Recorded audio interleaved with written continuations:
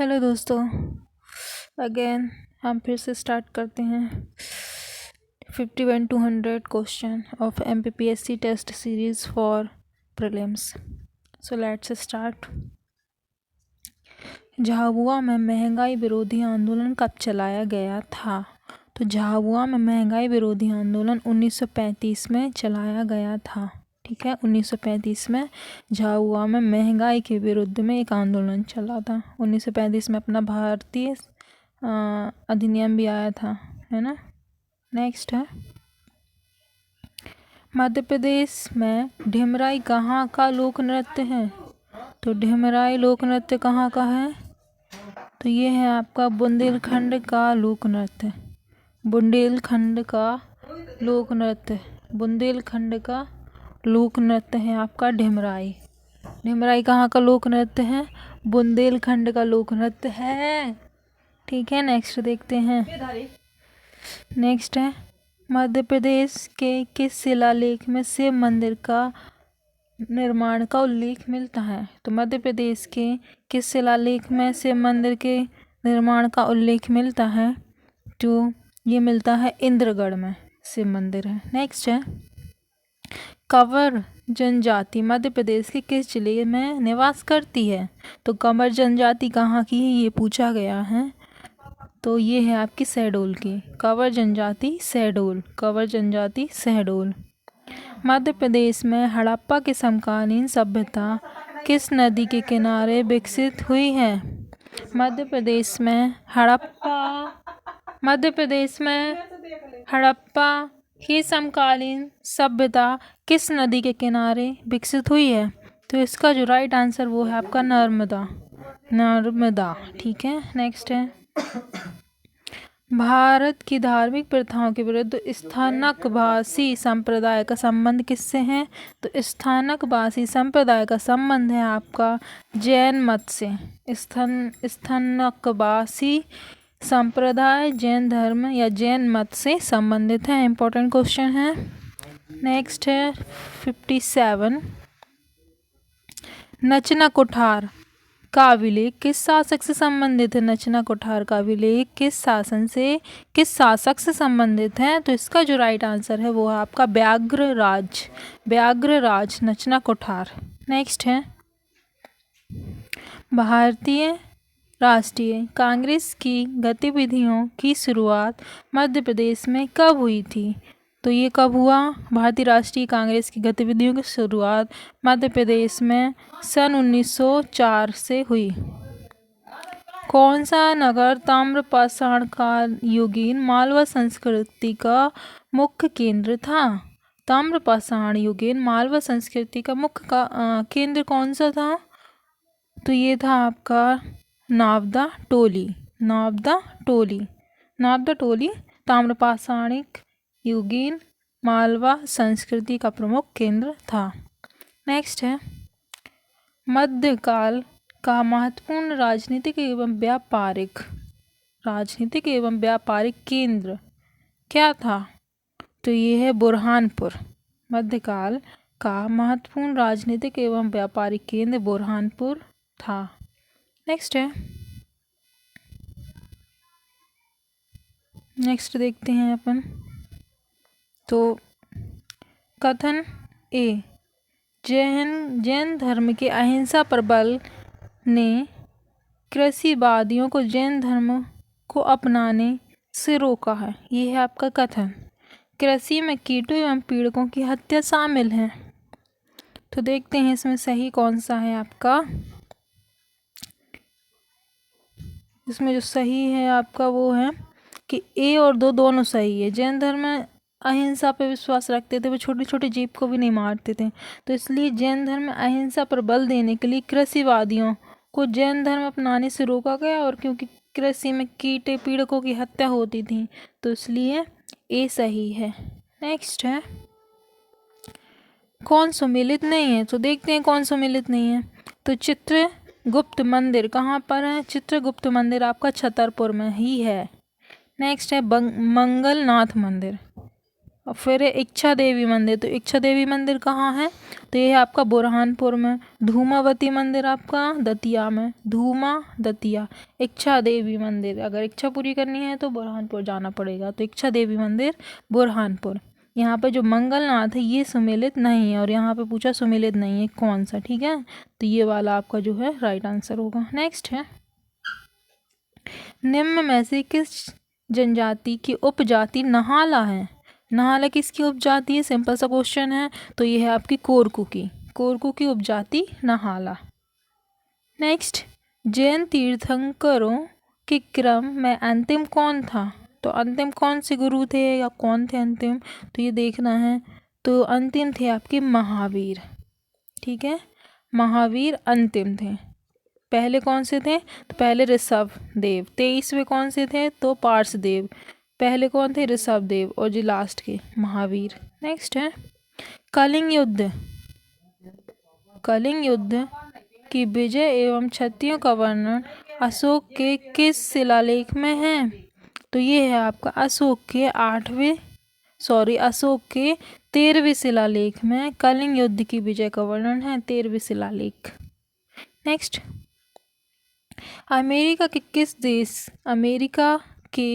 किस देश के साथ राजनयिकों के आपसी संपर्क बहाली पर लगे प्रतिबंध को हटा दिया गया है? तो इसका क्या राइट आंसर है, देखते हैं। तो इसका जो राइट आंसर है वो है अमेरिका ने ताइवान पे जो प्रतिबंध लगाए हुए थे वो हटा दिए हैं। 67, कौन सा भारतीय बल्लेबाज ऑस्ट्रेलिया के खिलाफ सभी प्रारूपों में 100 छक्के लगाने वाला विश्व का पहला खिलाड़ी बना है? मोस्ट इम्पोर्टेंट क्वेश्चन है ये। तो इसका जो राइट आंसर होगा वो मैं आपको बताती हूँ। इसका राइट आंसर है आपका रोहित शर्मा। रोहित शर्मा। नेक्स्ट है, बावन थड़ी परियोजना किन राज्यों की संयुक्त परियोजना है? सिंपल सा क्वेश्चन है। तो इसका जो राइट आंसर हो जाएगा मध्य प्रदेश और महाराष्ट्र में है बावन थड़ी परियोजना। नेक्स्ट है, मध्य प्रदेश का कौन सा क्षेत्र गोंडवाना नाम से जाना जाता है? तो गोंडवाना नाम से जाना जाता है मध्य प्रदेश का कौन सा क्षेत्र? तो गोंडवाना मध्य प्रदेश के दक्षिण में है, दक्षिण पूर्व में। तो दक्षिण पूर्व क्षेत्र। नेक्स्ट है, मध्य प्रदेश राज्य में पोल्ट्री उद्योग कहाँ स्थापित किया गया है? तो इसका जो राइट आंसर होगा ग्वालियर। ग्वालियर में पोल्ट्री उद्योग स्थापित है। ग्वालियर पोल्ट्री उद्योग। नेक्स्ट, प्रसिद्ध उपन्यासकार वृंदावनलाल वर्मा ने मृगनयनी उपन्यास लिखा। तो सबसे पहले तो मृगनयनी उपन्यास किसने लिखा है? तो ये लिखा गया है वृंदालाल वर्मा के द्वारा, ठीक है। इसमें जिस राजा का चरित्र है वो कौन है? कौन से राजा का वर्णन किया गया है मृगनयनी में? तो इसका जो राइट आंसर है वो है आपका मान सिंह तोमर का इसमें उल्लेख किया गया है मृगनयनी में, जो कि लिखा है वृंदावनलाल वर्मा ने। नेक्स्ट है 72, केंद्र सरकार ने वित्त वर्ष 2020-21 में जीडीपी की विकास दर निम्न में से कितने प्रतिशत रहने का अनुमान लगाया है? तो देखिए केंद्र सरकार ने लगाया है ये अनुमान। जीडीपी 20-21 में कितने परसेंट रहेगी? तो ये रहेगी आपकी 7.7%। 7.7%। Question number 73 and here it is, संयुक्त राष्ट्र सुरक्षा परिषद UNSC में अस्थायी तौर पर भारत का कितने साल का कार्यकाल 4 जनवरी 2021 को शुरू हो गया है? तो संयुक्त राष्ट्र सुरक्षा परिषद में कितने साल के लिए अस्थायी सदस्य चुने जाते हैं? तो ये चुने जाते हैं आपके 2 साल के लिए, और भारत भी इस बार 2 साल के लिए अस्थायी सदस्य के रूप में चुना गया है, ठीक है। तो 2 साल इसका राइट आंसर। 30 जून 1998 को 6 नए जिलों का गठन किस समिति की अनुशंसा पर किया गया था? तो 1998 में पूछा है, ठीक है। तो इसका जो राइट आंसर वो है सिंहदेव समिति बनी थी 1998 में, जिसमें 6 नए जिलों का गठन किया गया था। मध्य प्रदेश में सूक्ष्म लघु मध्यम उद्योग विकास अधिनियम कब से प्रभावशाली हुआ है? 2 अक्टूबर 2006 अर्थात गांधी जयंती के दिन 2 अक्टूबर 2006 से MSME अधिनियम MP में शुरू हुआ या प्रभावशाली हुआ, ठीक है। नेक्स्ट है, चरण गंगा किस राष्ट्रीय उद्यान से बहने वाली प्रमुख नदी है? तो चरण गंगा बहती है बांधवगढ़ राष्ट्रीय उद्यान से। बांधवगढ़ राष्ट्रीय उद्यान से, बांधवगढ़ राष्ट्रीय उद्यान से होते हुए चरण गंगा नदी बहती है, बांधवगढ़ राष्ट्रीय उद्यान। माउंट एवरेस्ट पहुंचकर तिरंगा फहराने वाली मध्य प्रदेश की पहली महिला पर्वतारोही कौन बनी है? तो ये बनी है कौन? मेघा परमार। इंपॉर्टेंट क्वेश्चन है। माउंट एवरेस्ट पहुंचकर तिरंगा फहराने वाली मध्य प्रदेश की पहली महिला पर्वतारोही बन गई है मेघा परमार। 78 माउंट एवरेस्ट पर चढ़ने वाली मध्य प्रदेश की पहली महिला कौन बनी है? मेघा परमार ने तिरंगा फहराया। ठीक है, यहाँ पूछा गया है कि माउंट एवरेस्ट पर चढ़ने वाली मध्य प्रदेश की पहली महिला कौन बनी, सिर्फ महिला। तो ये बनी है आपकी भावना डहरिया। भावना डहरिया। किसकी जयंती को मध्य प्रदेश जनजाति गौरव के दिवस के रूप में मनाता है? तो बिरसा मुंडा की जनजाति को मध्य प्रदेश जनजाति गौरव के रूप में मनाता है। मुख्यमंत्री शिवराज सिंह चौहान ने कब आत्मनिर्भर मध्य प्रदेश के विकास का रोड मैप 2023 जारी किया है? 2023 आत्मनिर्भर मध्य प्रदेश के विकास का रोड मैप मुख्यमंत्री शिवराज सिंह चौहान ने कब जारी किया? कब जारी किया? तो ये नवंबर 12 नवंबर 2020 को मध्य प्रदेश आत्मनिर्भर बनाने के लिए रोड मैप जारी किया था, जो कि 2023 तक डेडलाइन रखी गई है 3 वर्ष का। नेक्स्ट, किस राज्य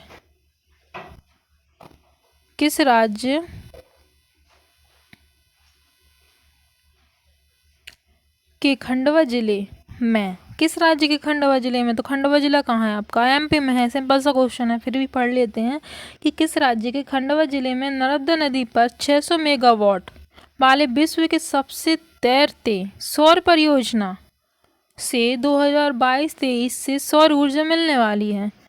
तैरते हुए सौर परियोजना बताओ खंडवा में बनाया जा रहा है, जो कि एमपी के खंडवा जिले में 600 मेगावाट का। ठीक है, नेक्स्ट 82 वर्ष 2020 हेतु अर्थशास्त्र का नोबेल पुरस्कार किसे दिया गया था? तो ये मिला था पॉल आर मिलग्राम और विल्सन। सिंपल सा मैंने याद किया था, मिलग्राम और विल्सन, तो आप ऐसे भी याद कर सकते हैं, मिलीग्राम विल्सन, इस तरीके से। तो इन्हें अर्थशास्त्र में, अब मिलीग्राम मतलब खरीदना बेचना, मिलीग्राम नाप तौल के देते, तो अर्थशास्त्र में नोबेल मिला। ठीक है, विल्सन मिलीग्राम। नेक्स्ट 83 भारत सरकार के मुख्य आर्थिक सलाहकार कौन है? तो भारत सरकार के मुख्य आर्थिक सलाहकार हैं कृष्णमूर्ति, डॉक्टर कृष्णमूर्ति। आर्थिक सलाहकार डॉक्टर कृष्णमूर्ति, आर्थिक सलाहकार डॉक्टर कृष्णमूर्ति। याद हो गया? ओके, नेक्स्ट देखते हैं। किस देश के प्रतिष्ठित गायक गैरी मार्शल्डन का 78 वर्ष की उम्र में निधन हो गया? तो ये किस देश के थे गैरी मार्शल्डन? तो ये थे आपके इंग्लैंड के। नेक्स्ट क्वेश्चन देखते हैं, क्वेश्चन नंबर 85। सामान्य रूप में भारत में प्रति 5 वर्ष बाद वित्त आयोग की नियुक्ति की जाती है। ठीक है, तो इसमें क्या पूछा है? सामान्य रूप से भारत में प्रति 5 वर्ष बाद वित्त आयोग की नियुक्ति की जाती है। केंद्रीय अनुदान एवं संघ के राजस्व में राज्य का अंश निर्धारित करने के लिए इसका ये राइट है, डी। ठीक है, नेक्स्ट है मनु भाकर किस खेल से संबंधित है? तो मनु भाकर आपकी निशानेबाजी है। कौन है मनु भाकर? तो ये है आपकी निशानेबाज। नेक्स्ट 87 किस निकाय या निकायों का संविधान में उल्लेख नहीं है? ये बताना है। तो इसका जो राइट आंसर है आपका, इनमें बहुत सारे होंगे, तो देखते हैं कि जिसका संविधान में उल्लेख नहीं है। ठीक है, तो योजना आयोग का संविधान में उल्लेख नहीं है। और देख लेते हैं हम 87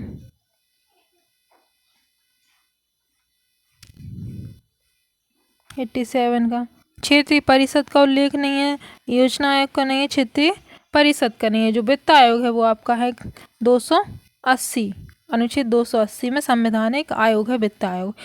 ठीक है, तो इसका जो राइट आंसर होगा 1, 2, 3 का उल्लेख संविधान में नहीं है। नेक्स्ट देखते हैं 88।